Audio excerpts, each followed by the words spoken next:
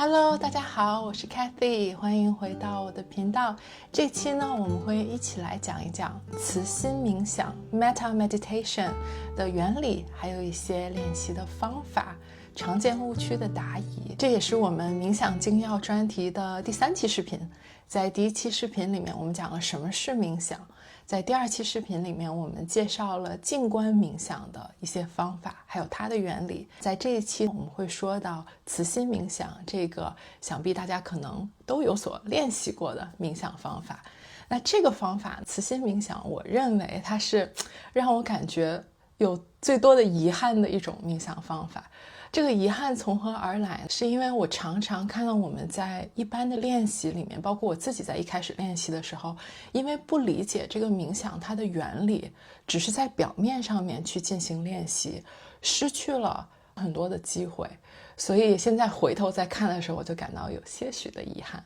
这个冥想其实我想它实际上它连通的爱和慈悲是我们每个人都有的一个近乎于超能力的这样的一个东西，但是因为我们不理解，我们不明白它是从何而来的，所以才会错过这样的机会。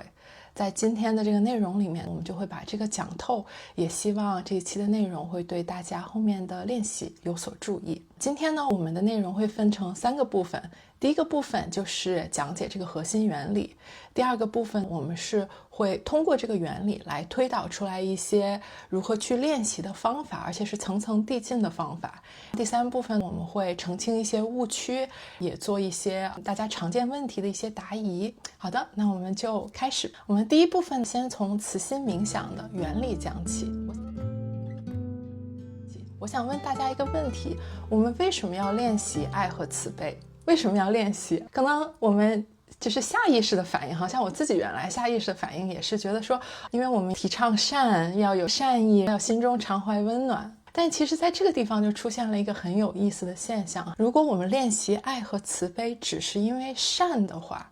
善和恶其实它是一个二元对立，对不对？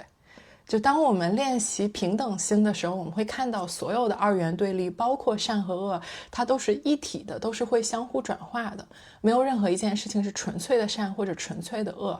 很有可能我们做一个善事，但是也会对别人造成一些不好的影响，或者我们有的人做一个恶事，但是可能它其中也有一些善的部分或者善的意图在里面。所以如果它只是因为善，其实我们就真的没有理解到练习爱和慈悲它的根本所在。那既然练习爱和慈悲它不是单纯由善来的，它是从何而来？答案是它是从本源来的。我们在这里再一起复习一下，我们在之前的视频显化全解这个视频里面曾经给大家梳理过一个从本源到高我再到小我的这样的一个宇宙的简易的一个模型，一个结构，我们依然从这个来理解一下。可能有的朋友会感觉到说，这怎么串了片场了？我们不是在说佛门的冥想吗？怎么突然一下就说到了关于显化，说到了好像就是 New Age 的一些神性的一些东西。这个其实不是咱们串了片场，而是实际上所有的哲学它在最高的这个位置，它的观点是统一的。我们待会儿也会说到为什么这个是统一的。世界上伟大的哲学传统这个核心它其实是一致的。肯威尔伯把这些传统称为常青哲学，他用一个标签叫做存有据巢来解释这些常青哲学对于本源的这种认知共同的这种体验，就是相当于是什么？大家到了最核心的最高的上面，大家其实是有同样的体验的，因为有同样的体验，所以有同样的理解，但可能不同的门派、不同的信仰，他会用自己的方式去把它说出来，用自己的语言，结合自己的文化，结合一些不同的一个象征，但是在这个最核心的上面，大家其实是一致的，就是用存有据巢来表达这样的一个，或者我们叫的是本源，我们用的是这样的一个词语。他说的是什么意思呢？也就是说，这个本源它作为一个存有巨潮，它包含着这个存在的所有的这个层次，维度可能依次降低，它是这个所有的这个层次的整合，这些所有的层次是它的一部分，这种整体之中又有整体，它无限循环这样的一个存在的一个形式。这个说起来可能大家觉得有点抽象，但实际上这个根本不是理论。在很多人冥想的时候、入定的时候，或者在实际生活的顿悟里面，很多时候这个东西就是被直接体验到的，而且这个也不是说一个人两个人有的一个体验，它很多就是共同的一个经历。所以从我们日常的觉知延伸到可能是对我们自己的一些觉察，从对我们自己的心、我们的头脑、我们的身体的一些感知，再延伸到我们灵性的一个体验，就是这个存有巨潮是如何在发生的作用，它是可以直接被体验到的。我们这一期其实比较难讲的也是在这儿，这也是为什么我其实压力挺大的做这一期。当他直接体验到的时候，这个感受是非常丰满和丰富的。但是如果你让我说怎么样用语言把它给描述出来，我想怎么样的描述可能都会显得非常的单薄。所以我会尽力去跟大家解释，如果有什么问题，我们也会尽量的去答疑，也欢迎大家在下面去问，我后面也可以再做新的内容来补充，我会加油的。那我们刚才说到慈悲和爱是从哪里来的，它是从本源到高我到小我，从这个模型里面我们是可以看出来的。因为本源到高我到小我是这样不同层次的一个整体，所以这个由不同的部分来构成整体的一个这样的存在。我们知道既然是这样构成的，那在我里面是没有非我之物的，同时任何一个这个部分它是不独立于其他部分而存在的，高我不独立于本源和小我而存在，小我也不独立于高我和本源而存在，大家都是联系在一起的。所以这个是什么意思？这个就是说我们长期的处在一种分离的幻觉和回归的张力同时存在的情况下，本源为了理解自己、表达自己、去感受自己，它会不断的有分离的倾向，而它分离出来在其他的维度上的高我、小我又会总有一种回归的倾向，因为它从来没有离开过这个整体。在这种若即若离的既分离又回归的这种张力里面，这个张力、这个运动的能量就是我们所感受到的爱和慈悲。所以爱和慈悲是从这儿来的。那既然是这样，它是整体和部分之间的这种爱和慈悲，那其实在我们微观的我们的体验上面也存在同样的一个性质。比如说我们的自己的内部的各个部分之间也存在着这种张力，我们各个部分之间可能意见是不同的，但是又有想要相互整合的这样的一种倾向也好，或者是有这样的一个能力的，有这样的一个性质的。我们和他人之间其实也是一样的，我们和他人表面上看起来是有分离的这样的一个情况，以肉身为界限，我在这儿结束，他在那儿开始。但是实际上因为我们也是来自于本源，而且我们的人性其实是很多息息相通的，所以很多时候比如说我们进入到一个房间，会感觉到这个房间的气场，或者和一个人相处的时候会直觉上面感觉到说我们是什么样的一个状态，或者当别人对我们的遭遇表示理解的时候，那种心意相通的那种感觉其实是非常宝贵的。所以这个东西也是我们在日常生活中都常常能够感觉到的。我们讲到了我和我自己内部，还有我和他人的这样的一个整体，那下面我们也说一下我和本源，或者说我和高我，就是其他部分的这种一体性，其实也是同样的。一方面我们会有一种超越分离的幻象的这样的一种倾向，当我们感受到说大于我的想法的，我是大于我的一些情绪的，我自己的觉察是这样像这个河流融入大海一样的这种辽阔的时候，我们感觉是非常的平静，非常的美好的。那同样呢，当小我停止制造孤立的时候，我们也会发现大我的这个部分高我本源的这个部分也是对我们的体验，我们作为个体的这个体验，它是无限的包容、尊敬，而且视若珍宝的。所以这样一个过程其实就是我们体验爱和慈悲的双向的这样的一个过程。所以我们话说回来，我们说到这儿，可能大家就明白了为什么我们要练习爱和慈悲的这样的一个慈心的冥想。它不是说只是仅限于善恶的。当我们在练习慈心冥想的时候，我们实际上练习的是超越这种分离的幻觉，回归来自于本源的爱与慈悲，和自己内部这些本来就存在的东西连接在一起。所以我们说到这儿，可能大家已经发现了，这个爱和慈悲和我们一般对它的表面上定义可能是有所不同的。这个它既不仅仅是关于善，也不是说我们好像一个人修行色即是空，空即是色，我现在根本就是心如止水，一切的情感都淡漠了，就好像爱的感觉它好像我们是可以取消订阅的一个感觉，并不是这样的，它是和我们的存在和本身就是相关的。下面我们讲完了这个原理，第二部分我们就来讲一讲怎么来进行练习。从这个原理入手，我们怎么样去给它应用，就好像从一个公理一个公式，我们推导出来一些其他的一些公式的变形，这样的一些练习方法。好的，我们先来说第一个练习，是我们来从自身入手，识别出来随时随地都存在的对自己的爱和自我的这种慈悲。在这个里面，我们首先需要明白，就是爱自己这个东西本身它是没有条件的，它是一直都存在的，不是说我有什么时候这个时候我爱自己，那个时候我就不爱自己了，你无法停下来爱自己，这个是和我们的存在有关的。但是很多时候有一个东西很有迷惑性，它可以有很多的变体，它可以变成很多的样子，它变成的这个样子可能表面上看起来我是不爱自己了。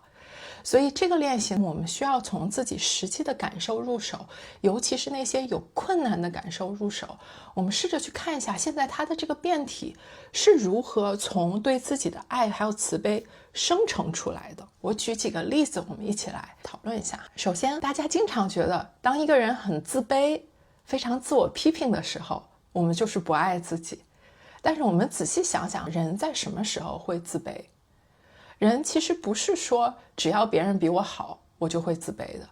比如说可能这个英国国王比我有钱，我会因为他而自卑吗？ Taylor Swift 比我有名气，我会因为他而自卑吗？如果不会，这是为什么？因为在自卑的这个感觉里面一定会有一点点的这种我在跟他比较，是因为我们两个某种层面我觉得是可比的，是有相似性的，或者说我有一种感觉，我是不是也值得拥有这么好的东西？是不是这样才真的公平？我不想委屈了自己，这样是不是如果我有，我觉得这个才公平？是不是会有这样的一种认知失调？或者是可能我就是想要为自己去争取，但是就这种受挫的感觉。每一次我们自卑的时候可能都不太一样，我们需要细品一下我们细品一下就会发现，其实自卑这个感觉它的背后在驱动它的其实是很大的自信。不自信的时候我们是不会自卑的，如果我感觉这个根本就不可能，或者根本没有可比性，我们是不会有自卑这种感觉的。我们再来举另外一个例子，比如说我们觉得很生气的时候，或者是说很恐惧的时候，为什么我会生气？那我肯定是因为什么样的东西让我感觉到我自己可能受到伤害，或者已经受到伤害了，所以我才会去生气。为什么我会恐惧？肯定是因为我觉得我要保护自己，但是现在很危险，所以我才会觉得恐惧。所以如果我没有这种想要保护自己，想要去维护自己的一开始的这一层，我是不可能生成第二层的这些东西的。我们再举一个常见的例子，很强烈的这种自我质疑和自我批评。大家可能有的时候为这个所苦，会觉得说为什么对自己这批评这么多？但是我们有没有想过，如果我们没有一个信念说我想要做得好，而且我认为自己应该是可以做得好，那是没有东西去驱动这个批评的。有这个批评本身就说明我们是有希望的，有希望，我觉得这个是有可能的，所以我才努力往那块推，我才努力的给自己挑一些刺儿，想着说我要是把它给做好了，那是不是就可以了？如果就没有希望，就没有后面的这些。所以一开始的希望的信念，相信自己的信念，不放弃的信念，它是先存在的，才会派生出来后面的这个。举了一些例子来看说我们怎么来做这个冥想。当我们坐下来和自己一起相处，去感受我的这些可能有点自卑，可能有点焦虑，可能对自己有点批评，各种各样的有可能有的这些感受，试着去感觉这个东西背后的我们对自己的爱和慈悲究竟是什么。可能一开始会有点困难，因为我们习惯就突然一下就到那儿去了，这通路走特别熟。但是试着往回去看一看，到底是什么？有一个阴影存在，一定说明有更强的光存在。这个阴影越强，这个光就越强。这个原理适用于一切的东西，包括非常极端的情况。比如说，如果我很恨一个人，我非常的憎恨一个人，这个背后是不是有我对自己的一些经年累月的一些委屈，或者不公平，或者绝望的这样的一些积累？所以它可能依然是由爱去驱动的。所以这个是我们来练习的第一种方式。那第二种方式呢，我们就说到，因为我们从自己的练习开始，让我们现在也可以推己及人的去明白说，因为我自己的一切都是由爱和慈悲驱动的，可以做各种各样的变形。推己及人，我们知道别人的人性也是同样如此。当别人可能做了一个在我们看来可能是不可理喻的事情，或者是说我们看起来没有什么善意的事情，有攻击性的事情，或者是可能有一些确实是伤害到了我们或者伤害别人的事情的时候，我们可以提醒自己说，这样的这个事情它背后的这个情感，它背后的这个动力，它最终的那个是什么在驱动它？可能依然是爱和慈悲在驱动的。当然这个就很难，所以我们必须要先从自己来练，先从自己去诚实的去面对自己心里面的阴影，才可能够看到别人心里面的阴影是同样的。这个东西我也想提醒大家，我们去做这个爱和慈悲的练习，并不代表我们要认同对方所有的做法。比如说一个人他可能是非常愤怒的，但是同样一个非常愤怒的有这样情绪的人，可能不同的人他选择的做法是不一样的。有的人可能会选择回避自己的愤怒，去把它压抑下来，有的人可能会选择说我要冷静一下，我要把这个事儿好好的给它掰扯清楚了。有的人可能就选择说他就是一个下意识的反应，可能是一个暴力的反应，可能他就开始砸东西，就开始打人。我们去理解他所有的这些都是可能由愤怒导致的做法，愤怒又是可能由保护自己的这个愿望而导致的一个情绪，并不代表我们认同这个暴力的做法。我们是可以一边报警一边对他心怀慈悲的，这个课题分离是完全可以这样来做的。所以在这里稍稍的提醒大家一下。那我们讲完了第一步和第二步，第一步是在自己的内部找到无时无刻都存在的这样的慈悲还有爱，去把它识别出来。第二部分是在别人的身上这样找到。那第三部分我们要去练习停留在这个慈悲里，也就是说，当我感觉到我自己的内部在制造各种各样的这样的一个体验的时候，我既然可以识别出来慈悲，那我就可以去做一个选择，我可以一部分的注意力哪怕暂时的停留在这个慈悲里面，给自己更加直接的爱。以刚才这个自卑的这个例子，因为自卑的背后我们知道它隐含着某种自信，隐含着某种我也值得拥有的感觉，我们就停留在这个我也值得拥有的感觉里面，停留在我希望我也能怎么样这个值得和希望里面，停在这个感觉里面，用这个感觉而不是去防御、去转化、去投射。基于此，我们去讲在慈心冥想里面大家经常用的一个 mantra， 就是我们经常说 May I be well, May I be happy， 是当我们停留在这儿的时候，我们去祝福自己，给自己这样直接的祝福。那我们也可以在比较熟练的时候，我们推己及人，明白说可能对方在进行防御、投射，他在把自己的爱和慈悲扭曲成其他的一些东西，那我们也祝福对方可以回到这个慈悲和爱里面，而不一定需要去防御、去转化、去投射。基于此，我们对他有衷心的祝愿 May you be well, May you be happy。所以我们这个 mantra 它是可以这样用的，它不是一个我们好像像念咒一样强迫自己有的，是我们有了这一层的理解，有这一层感受，在这个层面我们可以去做。好的，那第三个部分讲完了之后，我们就要讲到第四个部分，也是呼应一下标题上我们为什么说这个爱和慈悲真的是我们有的一个超能力哈。因为我们理解到爱和慈悲它其实是和本源相连的，它是我们的特质的直接的这样的一种体现，所以其实我们也可以经由爱和慈悲练习直接回到大我，沿着慈悲的指向我们来进行第四步的练习。我们先来复习一下静观，因为这第四步需要把静观和慈心冥想两个结合在一起。我们复习一下在静观的时候我们练习到了什么。在静观的时候我们练习到了我们可以如其所示的去观察某一个体验，去觉察到我有什么样的这样的一个体验，但同时我也知道，当我看到它的时候，我就已经大于它了。当我看到一个山的时候，我是不在这个山里的，这个是我们之前有讲过的。那同样的，当我们能够觉察到自己的慈悲的时候，说明我们已经是大于这个个体的小我的慈悲的这样的一个存在了。如果我们练第一步、第二步、第三步，感觉练得挺顺手了，非常建议大家来试试第4步的这样的一个练习。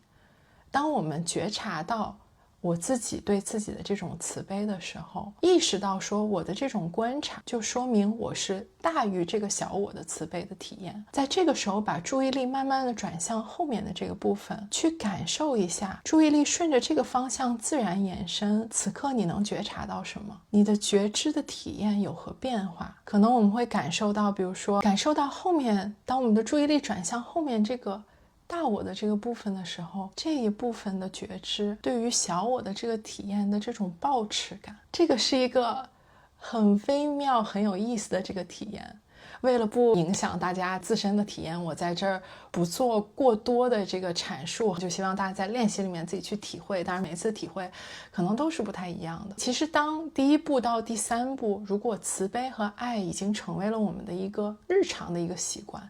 就每次当我们有什么体验的时候，我们可以提醒自己说，等会儿我回来看看，这个说明了我有什么样的需求，我在满足自己什么样的一个需求，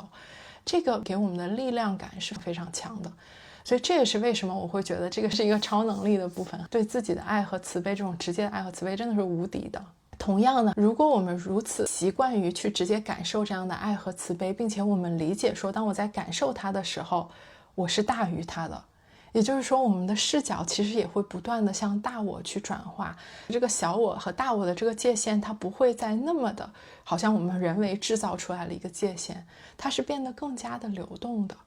我在这里也分享我自己的一个很有意思的一个体验，在我自己的练习里面也是经历了这样的一个过程。我一开始的时候会感觉到说，我有很多的日常的视角都开始变得是大我的视角，而不仅限于小我的这个视角。而到某一次我的练习的时候，其实是在一个非常日常的环境下面，我大概知道这个 breakthrough 这个突破点可能快来了，但我不知道是什么时候。就在我一个日常的一个瞬间的时候，突然一下它就出现了。我那个时候都没有在刻意的坐下来做正式的冥想，我就做一些非正式的日常的一些练习，习惯性的一些练习，瞬间突然一下就来了的时候，我的直接的体验就是我的意识是同时在小我和大我这两端的，不是说只有这个没有那个，这两个是同时都有的。所以同时都有的时候，首先联系的紧密感，就好像大家在相互拥抱着一样，这种联系的紧密感，这种流动性非常的神奇。这个里面迸发出来那种巨大的能量，我真的没有办法用语言形容。我当时的感觉，我甚至会担心我一个人的血肉之躯能不能承受这么大的能量，一个很巨大的一个能量的一个迸发，但是不是说是那种很躁动不安的那种能量，它又是一种很厚重的一种很平静的一个很美的一个能量，我真的是已经不知道该怎么形容了。而且同时这个里面是有极大的喜悦和非常沉静的悲伤的。极大的喜悦就在于对自己的这种一体感的这种直接体验的喜悦，同时的这种悲伤也知道说所有的经历的是世上的，可能我看到别人的悲苦，或者说我之前经历过一些东西，它依然是非常真实的存在的。这个不是说我们有的时候说是一个幻觉，但它也是我们的肉身的真实的体验，不是吗？所以在这个时候就会有两种感觉，一种感觉我会直接感受到在大我那一端对于所有小我体验的那种最宝贵的那种珍贵的那种感觉，那种感谢你有这么多的体验，而且真的是我们所有的体验，他们的体验没有带中间过滤到的，不是说好像摁了一个人在前面当敢死队面的人很安全，不是这样子，大家完全连在一起了。但同时因为小我和大我连在一起了，所以小我会有这一端会有一种特别直接的感觉，这一切都是值得的。所有的这一切不仅仅是喜悦的部分，而且还有那些悲伤，那些不易的那些部分，尤其是这些悲伤还有不易的部分，所以整个人感觉又哭又笑的那这是我个人的某一次的体验，相信我每一次的这个体验也是都会有所不同，因为它是不断的在变化的，我自己自身也是在不断的整合。那如果大家进行练习，相信会有自己每个人版本的体验，这些体验都没有哪一个是更加对的、更加错的、更加好的、更加不好的，这个就是我们非常珍贵的瞬间的会有的这些顿悟和感受。好的，我们讲完了第2部分练习的方法之后，我们进入第3部分，我们来列举一些常见问题、一些误区来进行答疑。首先，第一个误区是我经常会看到练习者，包括我自己曾经有过的这个误区，就是当我们在练习这个慈心冥想的时候，有点要求自己或者强迫自己要有爱，要有慈悲。我做了这个决定了，我要做这个练习，就坐在这儿，不管我心里现在有什么样的感觉，我都想要把它压下去，就让自己说我要有爱，我要有慈悲，我要把状态调整到这个状态，我对别人生气不行，我要原谅别人，我要原谅一切，我要跟一切和解。我们就是这样的一种要求自己或者强迫自己的这样的一个方法。这样的方法，我们首先知道说这个和慈心冥想它的原理其实是相反的。我们不需要去要求自己去制造一个一直以来都在有的一个东西，我们的练习其实是去找到这个东西，去认出来这个东西，去觉察这个东西，而不是又在强行制造内部的紧张。而且还有第2个我提醒大家，这个其实是有一点风险的这个做法，因为当我们这么努力的去要求自己的时候，实际上这只是执着的另外一种形式而已。原来执着于愤怒焦虑，现在执着于慈悲你体验的是执着，所以当我们很执着的时候，又要把别的东西都压到一边，不允许自己有其他的感觉的时候，它会引起我们自身更加复杂的防御。所以可能一时间，如果我练的时候感觉到说好像是更平静了，我慢慢的进入那种感觉，但是被我们压抑下来的这种感受，他们没有被看到，没有被认可，他们的价值没有被理解，那他们可能就会以更复杂的一些情况去出现，或者说可能我们压抑了1天，压抑了1个月，压抑了3个月，到最后感觉自己和自己之间的这种不同部分之间好像变得更加难以沟通了，而不是更加的通透了。所以这个是第1个常见误区。我们再来说第2个常见误区。第2个常见误区是我们会发现在进行练习的时候，两头顾不上，只能顾一头。比如说我只能对自己慈悲，没法对别人慈悲，或者只能对别人慈悲，没法对自己慈悲，可能会有这样的一些现象。而且在这个现象发生的时候，我们可能又会出现一种倾向性，就会觉得那我就练习对别人慈悲呗，那对自己不够慈悲没有关系，那我就练习无私呗，就好像这个是 OK 的。或者说那我只能练习自己，那练不了别人，那我就先练自己呗，我就先对自己好呗，我那些都不管。为什么这个是一个误区？就像我们刚才说过的，其实真正的慈悲和爱，它是超越了表面上的这些表面的对立，表面的立场不同，表面的视角不同，它是更深层次的关于我们的本源的存在的一体的这样的一个性质。所以如果我们发现你只会一头，一般就说明这2头可能都得再练练。出现这种只会一头的情况，就可能要好好看看这一头是不是里面也有一些盲点没有看到。我们来举一个具体的例子来帮大家理解。比如说，如果一个人他有很强的自我牺牲的特质，他可能自己感觉说我只会对别人慈悲，不会对自己慈悲。那我们把这个和另外一个对比，一个可能有点自私特质的人，他觉得我只能对自己慈悲，我没有办法对别人慈悲。一个自我牺牲的人和一个自私的人，表面上看起来非常不一样，这2个人都是只顾一头。我们现在来推导一下，用我们刚才说过的练习的方法。自我牺牲的这个人，我们先以他为例，自我牺牲的这个下面是由什么样的信念驱动的？他可能会觉得只有我对别人牺牲了，别人才有可能对我好一点，只有我对别人有用有价值，我才有存在的资格。在这个里面，我们是有一种他可能经历过一些情感的抛弃，或者他可能内部有一些绝望感，他可能有一些这种丧失的这种感觉，诸如此类的，可能是一个比较复杂的感觉。但我们再退一步再看是什么样的光照出了这些阴影，其实还是希望为自己争取。我希望能够有存在的资格，所以我通过自我牺牲来争取这个资格。我希望去努力，我没有对自己放弃，所以我努力做很多的东西，通过自我牺牲，我去为别人做这个做那个，希望我的努力能够改变一些东西。所以到后面的这一步，他的对自己的爱和慈悲还是在希望、争取、努力、不放弃上。我们现在再来看另外的一种情况，如果一个人是非常自私的，是什么东西在驱动着这个自私？很多时候它可能是一种我的很多的过去让我感觉到自己可能是特殊的，我是被特殊对待的。那被特殊对待就会有种孤立感，一种孤独感，因为我和一些别的人是不一样的，我们这儿是有一条分界线的。那这种分界线可能有一种对立的感觉，就是我们没有办法感觉到说别人好我也好，这是一个可能性。只有我很特殊，我很好的时候，我抢夺到了资源，那别人就失去了资源，只能这样。要么就是别人会抢我的资源，那我就只能保持自私。所以在这个里面，他可能有很多对自己的这种过度的保护，对自己这种防御，对自己的这种自我膨胀起来，想要变成一个东西来保护里面脆弱的东西。我们如果再往后一步去看，为什么会对自己有过度的防御？为什么会感觉到自己孤独对立之后，以自私的方式去为自己争取？后面其实还是我希望我自己是能够好好存在的，我是想要争取为自己去努力的，通过这样的方式，我是不愿意放弃的，我不能就坐在这儿等着别人把我的东西都抢走了，我不放弃我自己。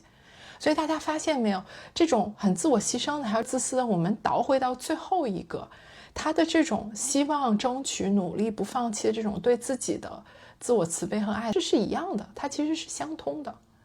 所以如果我们真正练习到了这一层，我们是可以突破这种情况的。所以如果你发现还有一边倒，真的可以去看一看，是不是还有哪些盲点我没有看到，是不是还有哪些我自己的心理动力我没有特别的理解，可以再去细细的给它品一品。在这里还需要提醒大家，很多时候在我们修行者的一些思维定式里面，包括我自己可能之前也有过这样的一个倾向，我们可能会觉得优先对别人好，不愿意对自己好是一个很高尚的行为。不是这样的。一般自我牺牲的人，而且尤其是我没得选，我没有办法先转向对自己，我只能先对别人好，我没得选，我只下意识我被卡在了这个模式里。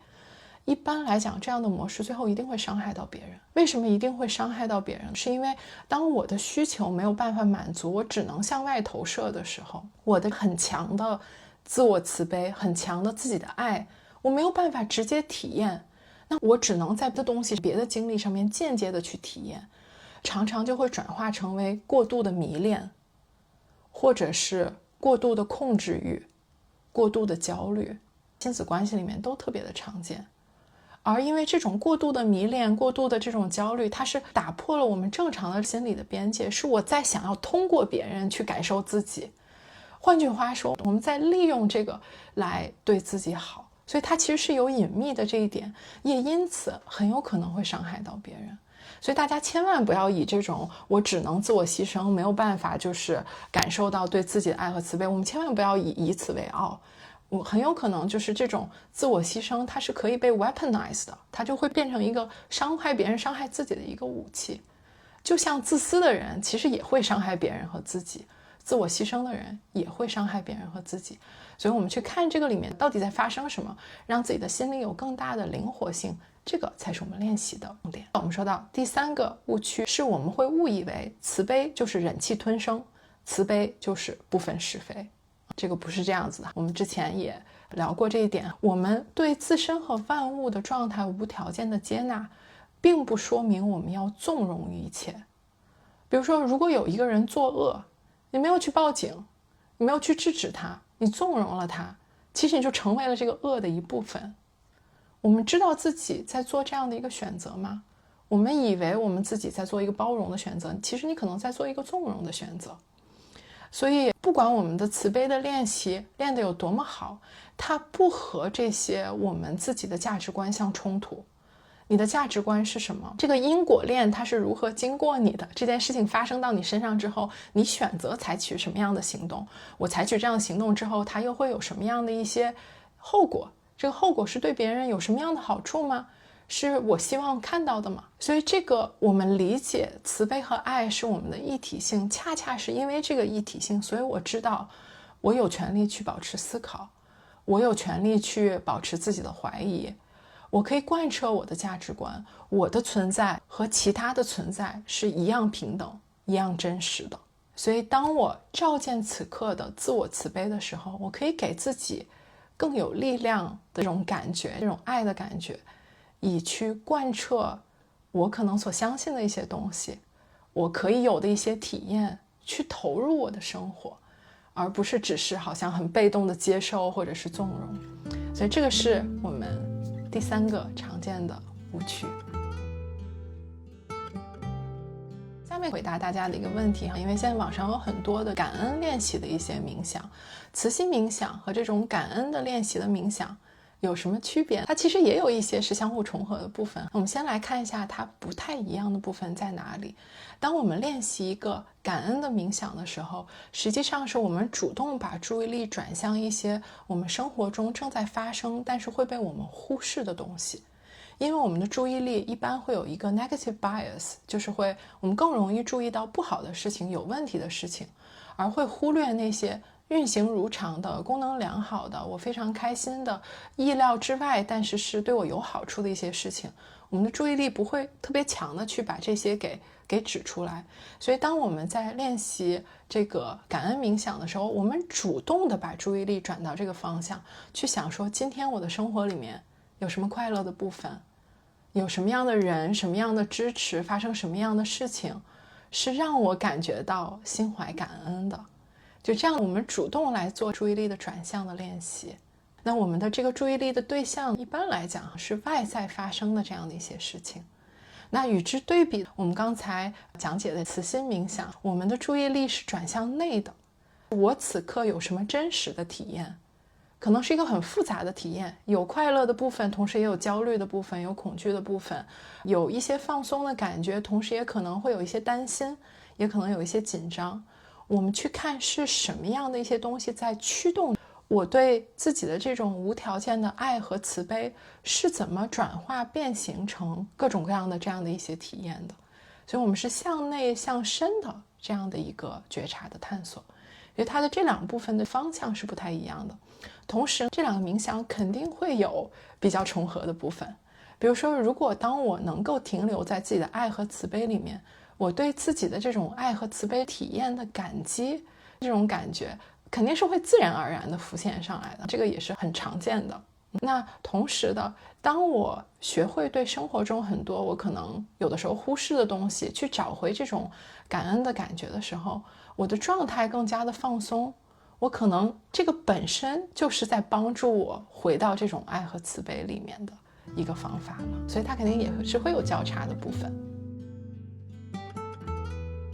静观冥想和慈心冥想，它的练习的顺序一定是固定的吗？怎么样循序渐进的去练习？相信可能大家也想问这样的一个问题，我也来解释一下。其实我们所有的这些冥想方法，就像我们在什么是冥想这一期里面讲到的，就是条条大路通罗马，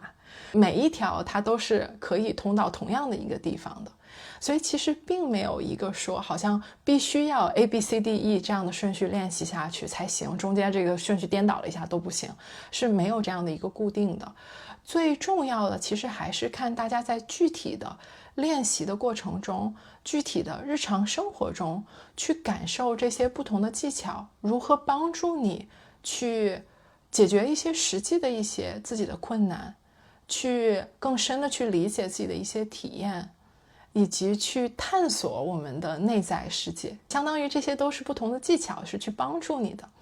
那我也来介绍一下为什么我们的冥想精要会以这样的形式来做。我们的冥想精要，我其实会一共介绍3个主要的法门给大家，一个是静观冥想，还有一个是今天的慈心冥想，还有一个在下一期我们会讲到的是内观冥想。内观冥想英文名字也叫 Insight Meditation， 就是关于一个洞察力的冥想。有的时候我们也用它原本的这个语言，翻译之前的语言来称呼它，叫做 Vipassana。 这个名字有的人可能有所耳闻。那如果我们说这3个冥想它是如何相互互补的呢？静观冥想就好像海纳百川一样，让我们理解到自己的这种整体的感觉，这种观察的这个视角，从一个体验到明白说这个体验不定义我，我是这个体验的观察者，这样一个海纳百川的感觉。那慈心冥想，我们感受到的是本源的爱如何在我这样的我们的维度上面体现。那内观冥想或者说分析性冥想 Vipassana 所练习的，我可能给它起一个名字叫做诠释之眼。它是根据我们启动每个人根本就有的这种佛心的智慧，去直接去照见一些实相，去理解一些东西，它的一些原理是什么样子的，去发现，去分析，去深深的去感悟，和我们能够直接感受到的真理去进行对话。3个部分以及其他的其实也有很多不同的法门，其实它是同样的一个能量，或者同样的一个存在的不同面向而已。有的时候我们从这个面向体验它，有时候从那个面向体验它，有时候从那个面向体验它，但实际上它是同样的一个东西。所以怎么样去配比，真的我们可以按照首先是对这些方法的一个理解，一个它的原理的理解，还有另外一个就是结合自己实际的情况。如果大家想要一些，那我先练哪个好，后练哪个好，我自己的建议是这样的：先练你最擅长的，然后练你最不擅长的，中间的那些就是感觉温水煮青蛙的可能没有那么重要。为什么是这样？我最擅长的可以帮助我建立冥想的习惯，有一些自信心，我这样也放松下来一点，有这个基础其实挺重要的。我最不擅长的就说明我在这儿肯定有很多的盲点，所以我练也会有很大的潜力。那些温水煮青蛙中间的这个部分也可以练，也挺好。但是如果这个顺序这么说，我自己是这样的，我会去看自己最擅长的是什么，最不擅长的是什么，其他的也有所了解。但具体还在于你现在的课题是什么，你现在这个课题，你现在生活的节奏，你现在的体验，哪一个法门你觉得有共鸣，哪一个你觉得说好像我从来没有这么想过打开了一个新的世界，大家可以自己来判断。好的，那讲到这儿我们就讲完了慈心冥想的内容。就像刚才这个 Q&A 里面所提到的，我们下一步就要讲这个 Vipassana 内观冥想，也叫 Insight Meditation， 就是这种分析性的冥想的原理、实操、常见的误解、一些答疑的部分。那好的，那如果你感兴趣的话，欢迎订阅频道，继续追更这个系列的新的一期。那我们就下次见啦，拜拜。